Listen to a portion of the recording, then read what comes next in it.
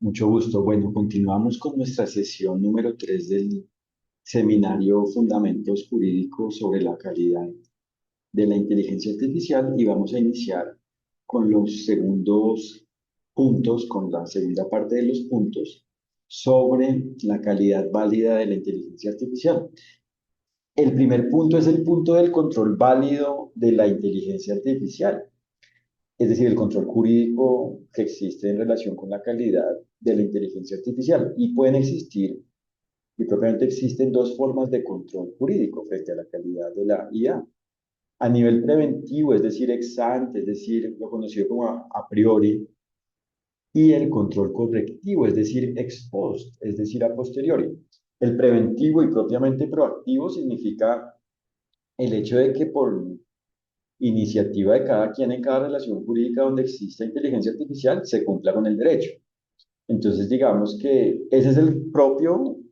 control jurídico de la calidad de la inteligencia artificial. Y eso es lo bueno, y ese es el ideal del derecho. El ideal jurídico, ese es el deber ser jurídico, que se cumpla con el derecho. Y por ende, esa es la forma en la cual existe el bien frente a la inteligencia artificial. Es decir, que se apliquen los derechos y deberes y por ende se trata de una inteligencia artificial que existe con base en la aplicación de los derechos y deberes, es decir, gracias a la aplicación de los derechos y deberes y por ende es una inteligencia artificial válida y al ser una inteligencia artificial válida, un producto válido, permite que cada quien que se relacione con ella pueda gozar y propiamente goce de sus derechos y pueda cumplir y propiamente cumpla con sus deberes si cada quien que interactúe con el producto a la vez existe de una forma diligente, a la vez cumple con el derecho. Y ahí es como tal donde existe la aplicación de los derechos y deberes, por ende de todos los derechos y todos los deberes, de todos los derechos y deberes frente a la inteligencia artificial. Entonces, ese es el control jurídico y propiamente el deber ser jurídico. Ahora, lo que se conoce como el control preventivo o ex ante o a priori, en algunos escenarios consiste en el control que una autoridad válida de un sector público o privado haga en relación con la calidad de la inteligencia artificial. Y, por ejemplo, en materia de la gestión del riesgo relacionado con la inteligencia artificial, según el riesgo que exista, es decir, según sea un riesgo alto, medio o bajo,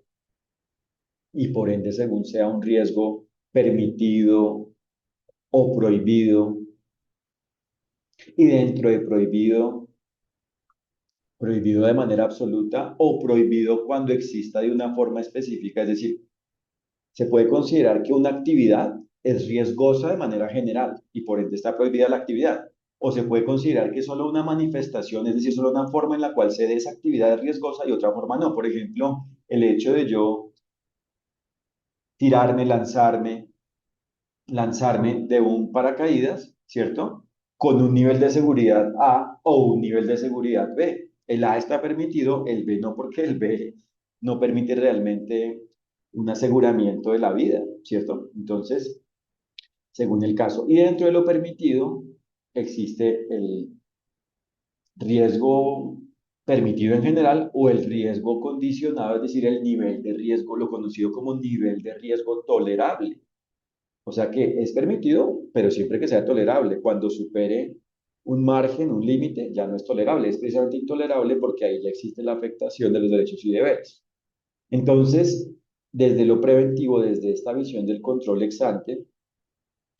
desde este control de legalidad ex ante, el control previo o ex ante o preventivo o a priori consiste en que se debe pasar por una revisión para autorizar o no autorizar la existencia de una inteligencia artificial y propiamente la existencia de, es decir, en relación cómo vaya a existir una inteligencia artificial, la existencia sobre cómo va a existir, cómo vaya a existir una inteligencia artificial o sobre cómo como tal ya exista. Es decir, que puede ser un producto futuro o presente, un producto que está diseñado y que está concretado de una manera clara, pero como tal no existe. Inclusive puede ser un producto basado en un periodo de prueba, en una simulación, en un prototipo, ¿cierto?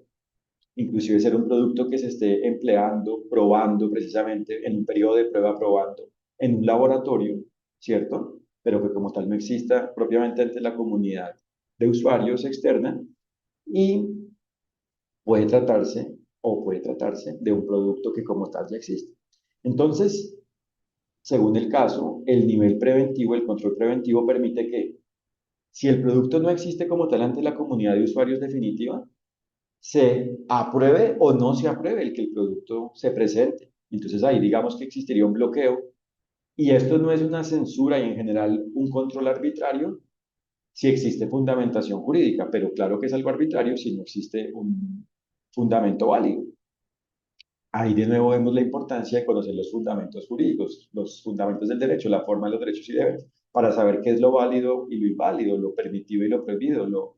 jurídico y lo antijurídico, es decir, lo armónico con los derechos y deberes y lo que existe, se aplica. Existe sin la aplicación, sin estar relacionado con la aplicación, sin ser una forma de aplicación de los derechos y deberes. Entonces, según el caso, este control preventivo ex ante a priori es válido o inválido, pero cuando sea inválido hay que de todas maneras hay que ejercer los mecanismos de control jurídico para aclarar, para dejar claro que es un control inválido, antijurídico, ¿cierto? Y ahí, digamos, una vez se aclare por parte de la autoridad competente el que sí se trate de un control inválido, cuando propiamente se trate de un control inválido, pues ya deja de existir y existe es la actividad libre, una actividad en relación con la inteligencia artificial libre, sin un control preventivo o previo propiamente. Y desde el punto de vista correctivo, es el control que existe cuando se ha incumplido con el derecho, cuando ya existe el daño, es decir, la lesión de los derechos y los daños, en relación con una inteligencia artificial frente a la cual ha existido un incumplimiento del derecho. Entonces ahí entran las autoridades competentes de un sector público o privado a nivel correctivo, por ejemplo, un juez o una autoridad administrativa de una administración pública, de la función pública, de la función administrativa pública. Entonces ahí, digamos que se pueden indicar correctivos, como por ejemplo el que se condicione la actividad a que a futuro, es decir, a que desde el momento en que se toma la decisión por parte de la autoridad en adelante, la actividad solo puede existir si existe de una forma válida, cumpliendo unas condiciones, unas buenas prácticas.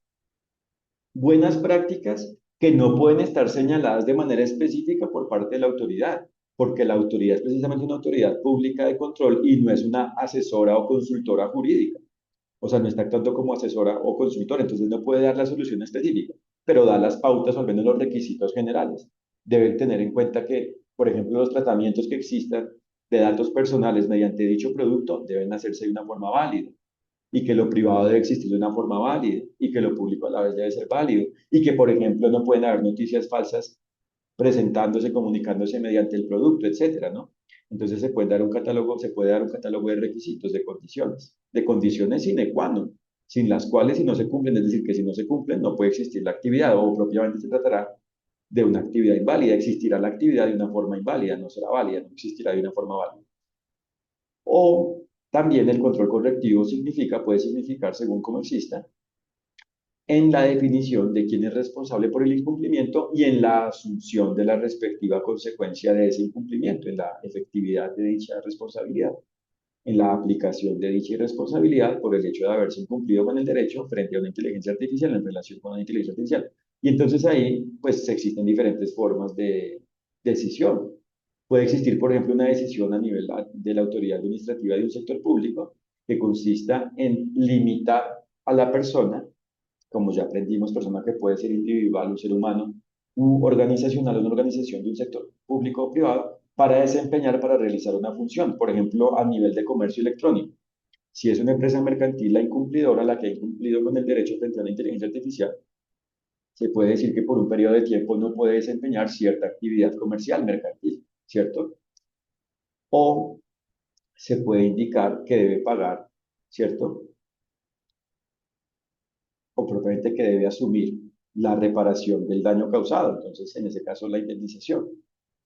debe asumir los perjuicios causados. Y por otro lado, se puede indicar que a nivel administrativo se asuma una multa, es decir, en general que se asuma una sanción y esa sanción puede consistir, por ejemplo, en una multa o algo más grave, según el incumplimiento, en la pérdida de la licencia, es decir, de la autorización de funcionamiento, en la pérdida de la autorización para poder operar como empresa mercantil. Todo depende del caso, es decir, que en ese segundo ejemplo, la suspensión puede ser permanente y ya no temporal como en el ejemplo del comercio electrónico, donde era solo por un periodo de tiempo. Depende del caso. Y por eso es importante la clasificación, es decir, el descifraje jurídico, el desciframiento jurídico, aclarar jurídicamente la condición de la inteligencia artificial y por ende aclarar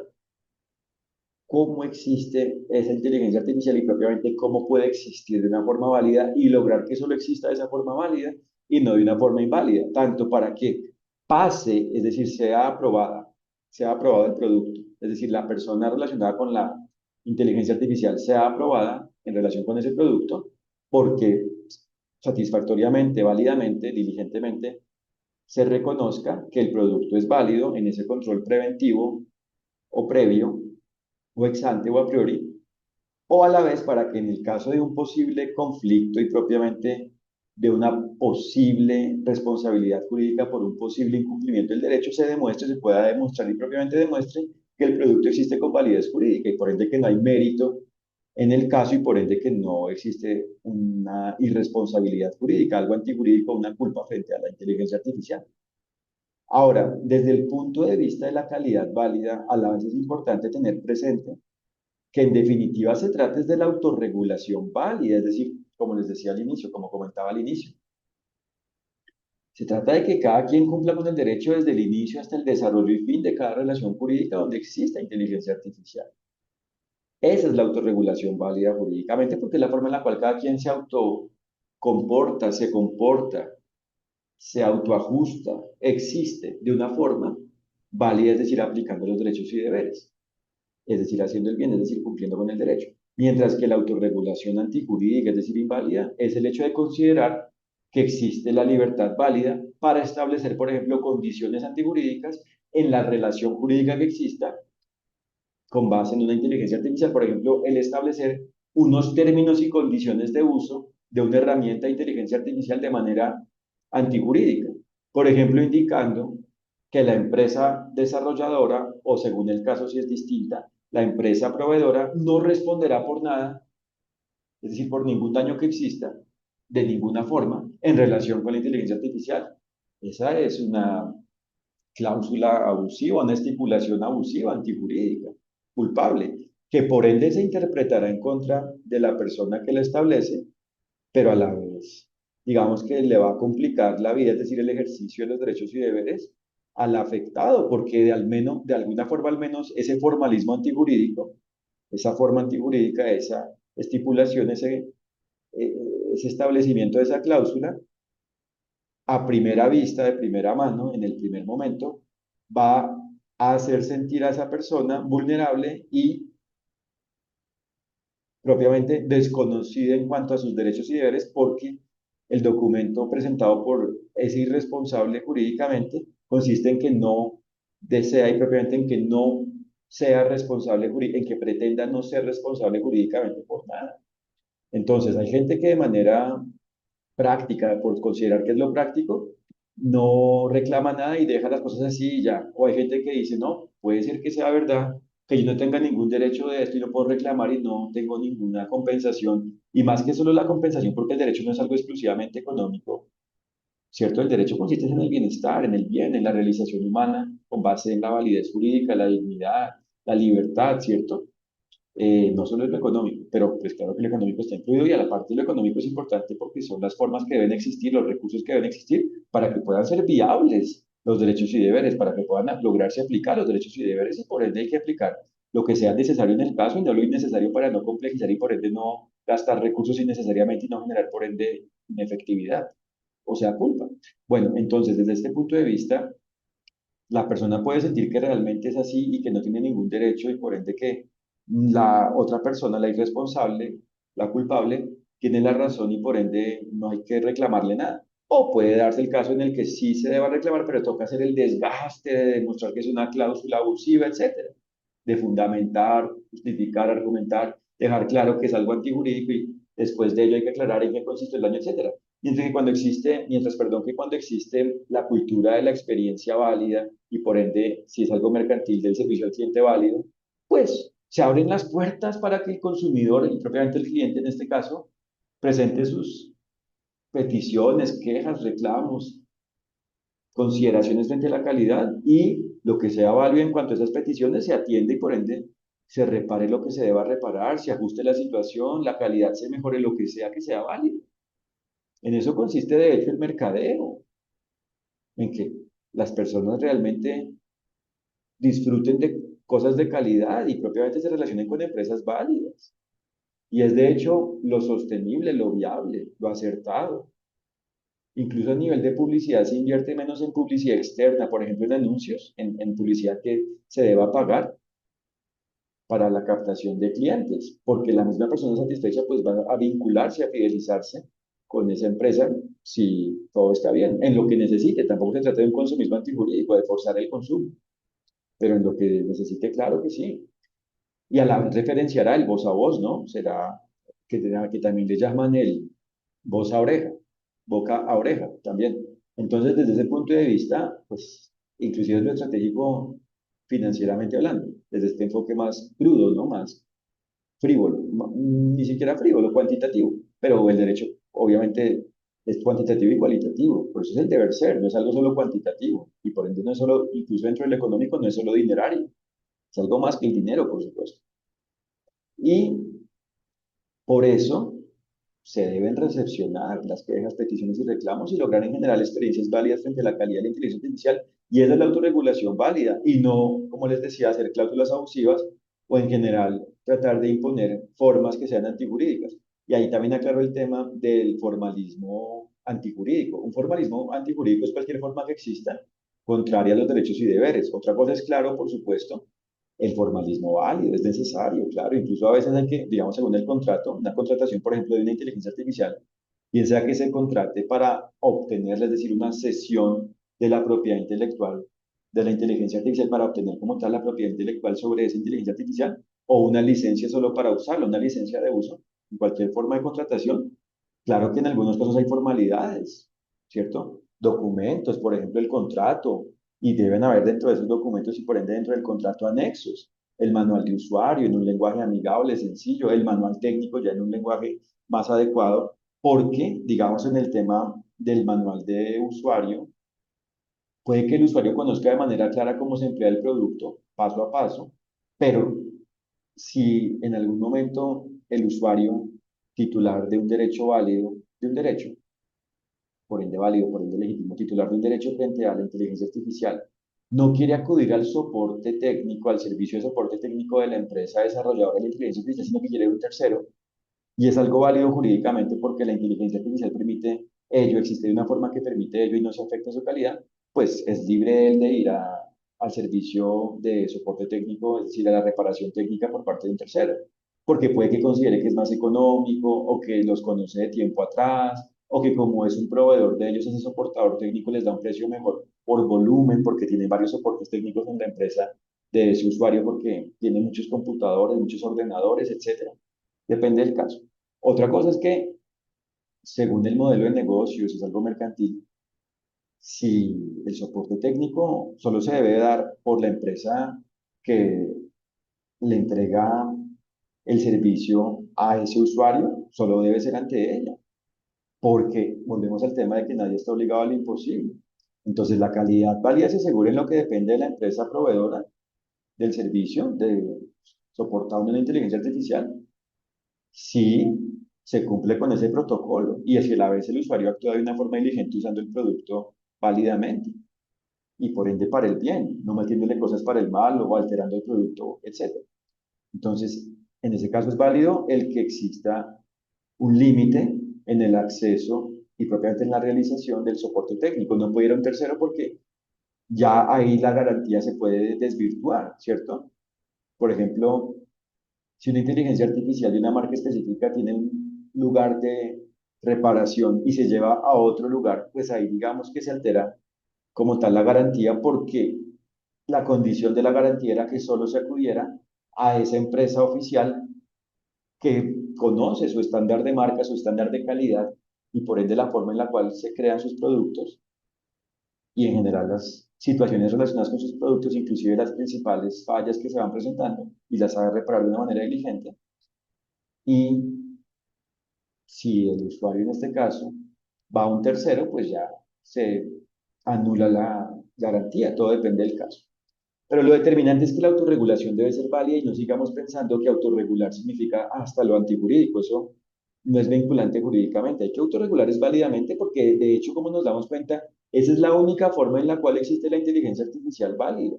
¿cierto? Y por eso, como nos damos cuenta, no se trata de que una regulación específica sobre inteligencia artificial haga que la inteligencia artificial exista bien, no.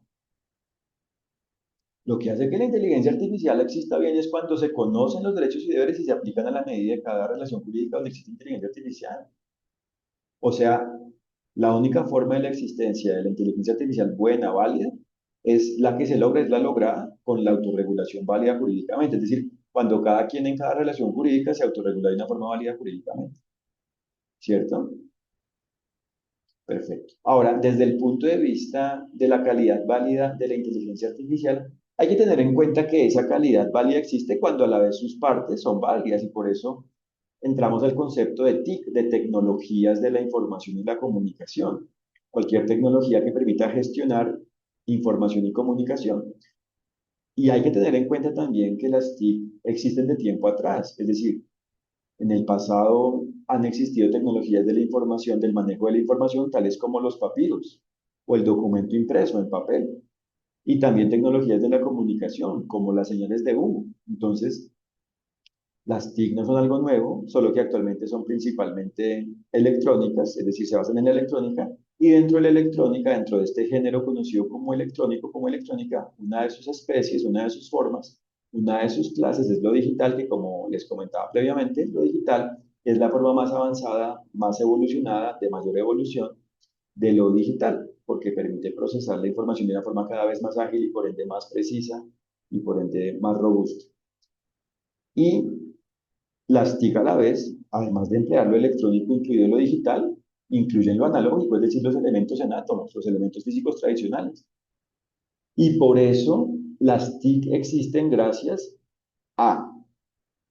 principalmente como nos damos cuenta, el ser humano, que es el creador de las TIC y el que las emplea, y en general el que las debe gestionar, manejar de una forma válida para que existan para el bien, o sea, con validez jurídica. Y a la vez, las TIC involucran elementos analógicos, es decir, físicos tradicionales, es decir, en átomos, como por ejemplo el ambiente organizacional físico, en átomos, ¿cierto? Y de hecho ahí también deben existir, o sea, como todo debe existir de una forma armónica jurídicamente, deben existir buenas prácticas, incluso, por ejemplo, o incluidos, por ejemplo, los controles de acceso a las instalaciones según lo que sea válido de controlar. Por ejemplo, si en el laboratorio de una empresa, por ejemplo, farmacéutica, o de una autoridad pública que maneje elementos relacionados con medicina, y existe información confidencial, incluso historias clínicas, cierta información sensible, datos personales sensibles, ahí tiene que haber un control de acceso, pero no solo un control electrónico, no solo seguridad en lo electrónico, ¿cierto? Sino que también debe existir seguridad en relación con lo analógico, con lo físico tradicional, con los átomos. Por ejemplo, puertas blindadas según el caso, ¿cierto? Credenciales que definan quién, según su perfil, puede o no puede acceder a ciertas zonas, ¿cierto? Videovigilancia, pero si es lo válido jurídicamente, ¿no? El monitoreo con cámaras de seguridad, si es algo válido, y pues por ende, si es algo válido, significa dos cosas. Si es algo realmente necesario jurídicamente, es decir, algo relacionado con la forma en la cual apliquen los derechos y deberes, es decir, si es solo una de las formas en las cuales, o sea, propiamente para que esto quede claro, si es algo necesario para que como tal puedan aplicarse los derechos y deberes, y por ende, si es algo necesario, a la vez, una vez se instala la cámara, debe operarse bien. Y operarse bien no significa solo que se ubique bien y que por ende cuente, por ejemplo, con un aviso conocido como aviso de privacidad, donde se indique que la persona va a ser grabada, va a ser monitoreada, grabada, etcétera, y se indiquen los canales, las formas para hacer efectivos sus derechos en relación con los datos personales, sino que a la vez la operación como tal del sistema relacionado con ello debe ser válido. Entonces debe haber un monitoreo claro, debe conservarse la evidencia en soportes claros y por ende el contenido de esos soportes debe manejar una cadena de custodia, o sea, debe ser inalterado. Debe haber unos registros claros de en qué momento inicia el almacenamiento y hasta dónde se da el almacenamiento. Tablas de retención documental donde se indique por qué periodo de tiempo, según cada clase de documento, deben permanecer almacenados en el en lugar físico o digital los documentos. Incluso saber si es diligente o no que el archivo se maneje de manera interna o que se tercerice, por ejemplo, con servicios de computación en la nube, de cloud computing, ¿cierto? Porque según el tipo de información, según la clase de información, según la clasificación de la información, si existe una forma de información que no deba, o sea, que propiamente jurídicamente no deba salir, no deba estar en un entorno exterior al de la persona directamente relacionada con ello, es decir, que solo esa persona deba tenerlo porque es la única quien tiene el derecho de tenerlo y el deber a la vez de tenerlo y de tenerlo bien por ende, pues en ese caso no se puede tercerizar, porque si se terceriza, si se lleva a un tercero, por un lado ya aprendimos el tema del riesgo, entonces ahí hay un riesgo no permitido y por ende intolerable y por ende antijurídico. Es decir, hay una afectación de los derechos y deberes propiamente. Más que de riesgo, se trata de afectación de los derechos y deberes, incumplimiento del derecho. Pero a la vez, ese tercero va a asumir también un riesgo basado en la culpa, porque si ese tercero acepta eso, también es culpable porque está recibiendo un material que es inválido, salvo que no sea evidente que sea inválido, todo depende del caso, ¿cierto? Y por eso es que, por ejemplo, los contratos de adhesión de todos los servicios que se dan en relación con la operación de las TIC, con la existencia de las TIC, en relación con las TIC, actualmente principalmente digitales, deben ser válidos. Porque es que, si se dice así, yo hago un contrato de adhesión y yo inclusive soy una empresa mercantil especializada, es decir, que actúa de forma profesional en esto, y por ende que tengo a mi cargo esa forma en la cual me aplica la diligencia por tener este perfil jurídico, y soy pasivo, omisivo, soy culpable, porque no tomo partido, y por ende no, más que no tomo partido, no controlo lo que deba controlar y en general no actúo de una forma diligente, pues estoy actuando de manera culpable, bien sea por negligencia o por dolo, según el caso. Lo mismo ocurre con las redes sociales, digitales. Si se sigue considerando jurídicamente por falta de conocimiento de los fundamentos del derecho, es decir, de la forma de los derechos y deberes, que son meros intermediarios y que jurídicamente intermediario significa que no responde por nada, pues nunca va a haber efectividad jurídica, es decir, eficacia jurídica, es decir, validez jurídica, es decir, seguridad jurídica, es decir, cumplimiento del derecho, es decir, el bien. Porque como todo está conectado, ya aprendimos que la aplicación de los derechos y deberes solo existe cuando cada quien los aplica. Entonces, hay que tener en cuenta ese desciframiento jurídico de todo el paquete tecnológico y en general analógico y digital que involucra cada inteligencia artificial. O sea, no es que la inteligencia artificial sea algo exclusivamente digital y ya. No, esto involucra elementos digitales y analógicos según cómo exista cada situación, en cada relación jurídica, según cómo existe este producto en cada relación jurídica. Entonces hay que descifrar eso y principalmente hay que descifrar es cómo existen los seres humanos frente a cada uno de estos elementos. Y ahí sí se sabe qué es lo válido e inválido y se sabe cómo van aplicando y propiamente cómo aplican los derechos y deberes y si cada quien aplica ellos según cómo a cada quien le apliquen, procedan, existe el bien, la validez jurídica. Y si no, pues existe la culpa y por ende a nivel preventivo y correctivo se toman las respectivas decisiones. Que de hecho a nivel preventivo, para que esto quede claro, a nivel del control válido preventivo o ex ante o previo o a priori, que les comentaba previamente, anteriormente, puede que, claro, se revise la inteligencia artificial, pero el producto final o el modelo. Pero eso no significa que antes de presentar eso ante la autoridad ya han existido cosas inválidas. Porque si, por ejemplo, incluso las telecomunicaciones existen de una forma insegura, es decir, de una forma culpable porque no se aplicó la seguridad como debe existir según el perfil jurídico de la persona involucrada con ello, Pero pues entonces una consulta a efectuarle. ujú, ¿No nos encontramos del mismo modo con que como consumidores todos nosotros estamos aceptando la posibilidad de que exista un defecto inherente a cualquier producto y ello no nos lleva igualmente a la imposibilidad de poder controlar la existencia de este fallo en la inteligencia artificial. Buen punto. Es decir, Entonces, ujú, es decir, lo que quiero decir en el fondo es, si todos nosotros como consumidores estamos aceptando la posibilidad de que haya un fallo en el producto que estamos adquiriendo, ¿cómo podemos pretender exigirle un mayor control de seguridad a las consecuencias que pueda conllevar la IA o su uso? excelente. Exacto. La respuesta ya le hemos dicho y es que todo está conectado, exacto. Entonces, si los mismos usuarios,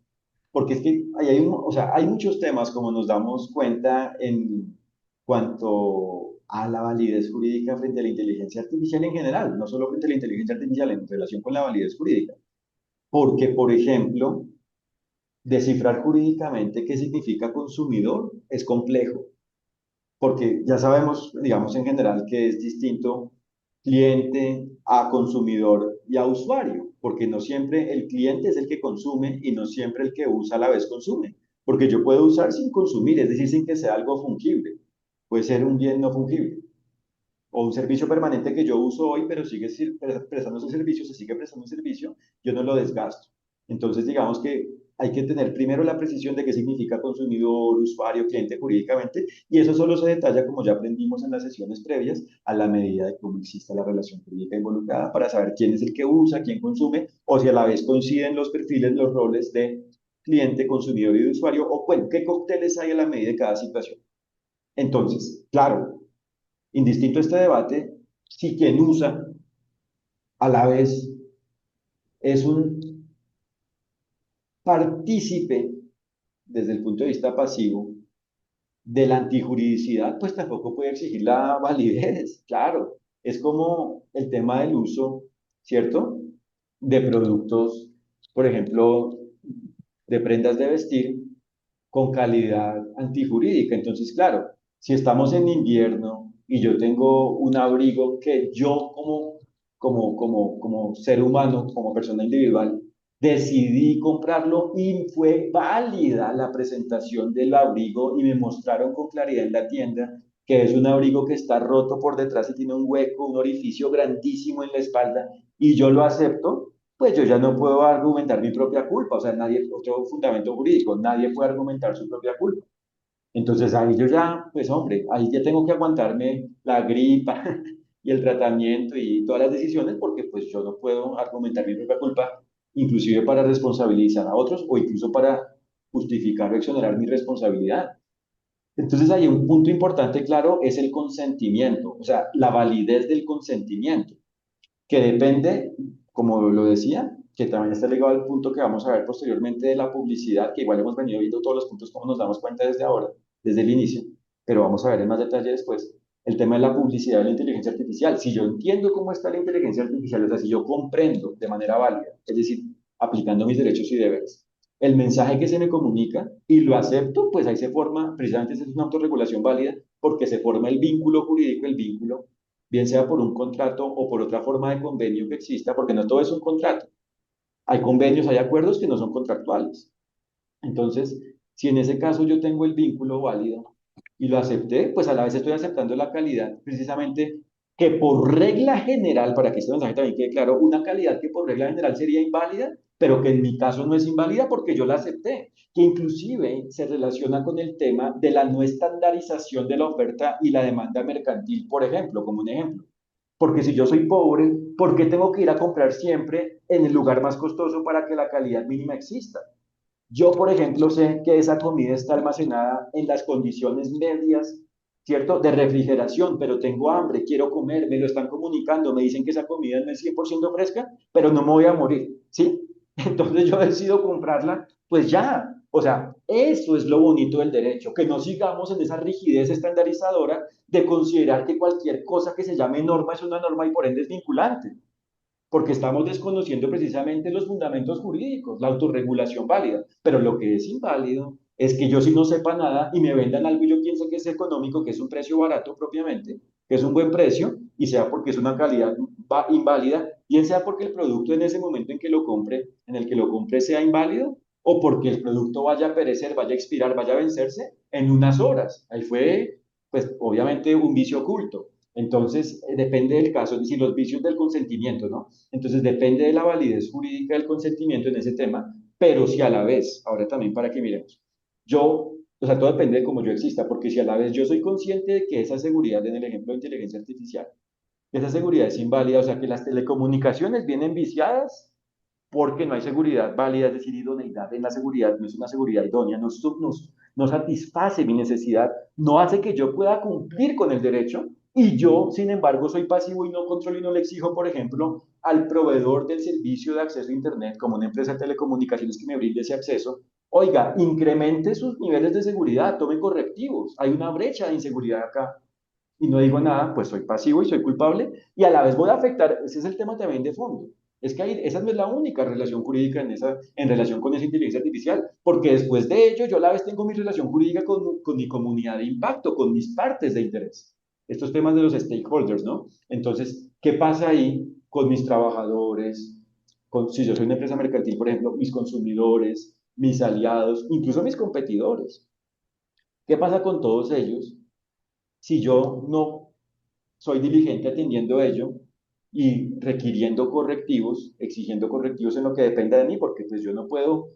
hasta chistosamente criar a esa empresa, pero le requiero lo que válidamente le pueda requerir y ojalá se quiera portar bien y lo haga. Entonces, ahí yo al menos fui diligente, o sea, yo fui diligente propiamente en requerirle y ya dependerá de ella, no depende de mí, sino de ella, el hacerlo. Y si se hace bien, pues no afecta a mi comunidad de impacto y en general no afecta a mi persona y por ende a las demás personas, las personas relacionadas conmigo. Pero sí, por su parte, yo sé que eso es así y no hago nada, yo sí debo responder a mi comunidad de impacto, ante mi comunidad de impacto. Entonces, imagínense. Y por otro lado, mi organización como tal se va a afectar. Entonces, yo no puedo permitir eso y por eso retomamos el tema de los contratos de adhesión. Solo son válidos si las condiciones atienden mis necesidades, es decir, la forma en la cual yo debo cumplir con el derecho.